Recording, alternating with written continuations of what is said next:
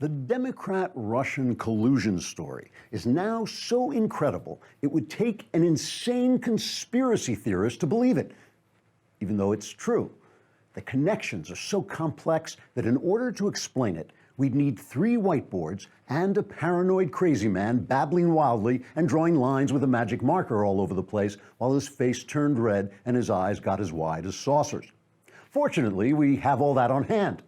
The conspiracy begins with Vladimir Putin funneling millions of dollars to the Clinton Foundation in order to win approval from the State Department run by Secretary of State Hillary Clinton for the Russian takeover of some uranium supplies used by Americans.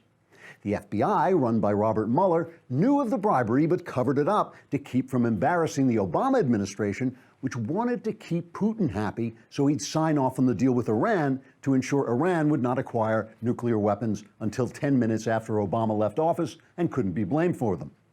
When Hillary Clinton ran for president, she and the Democrats used the law firm Perkins Co. to hire the firm Fusion GPS, which in turn hired former British spy Christopher Steele, who in turn went to agents of Vladimir Putin, who gave him unsubstantiated dirt on Hillary's opponent, Donald Trump, in what is now called the Steele dossier.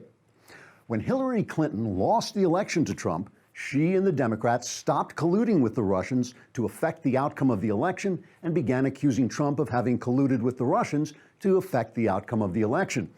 They said the Russians had hacked the DNC's emails, but no one saw the hacked computers except CrowdStrike, a company hired by Perkins Co., who had hired Fusion GPS, who had hired Christopher Steele, who had gotten information from the Russians.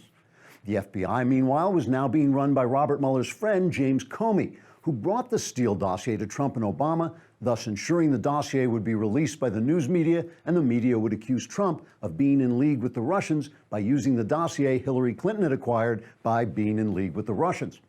Comey also confirmed that the DNC emails had been hacked by the Russians to try to elect Donald Trump, even though his only source was the company that had been hired by the Democrat law firm that had colluded with the Russians to try to elect Hillary Clinton. At this point, Trump fired Comey, who then illegally leaked his memos to the press in order to inspire an investigation into Russian misdeeds by his friend Robert Mueller, who had covered up Russian misdeeds. Mueller has now offered himself immunity in order to get himself to talk. In short, Hillary Clinton and the Democrats accused Donald Trump of doing what they had done and then got the people who helped them do it to investigate whether Trump had done what they had actually done and then covered up so they could accuse Trump of doing what they had actually done. I know, it's complicated, but I'm sure the whole plot will come out when the people who did it are finished investigating themselves. Trigger warning, I'm Andrew Klavan, and this is The Andrew Klavan Show.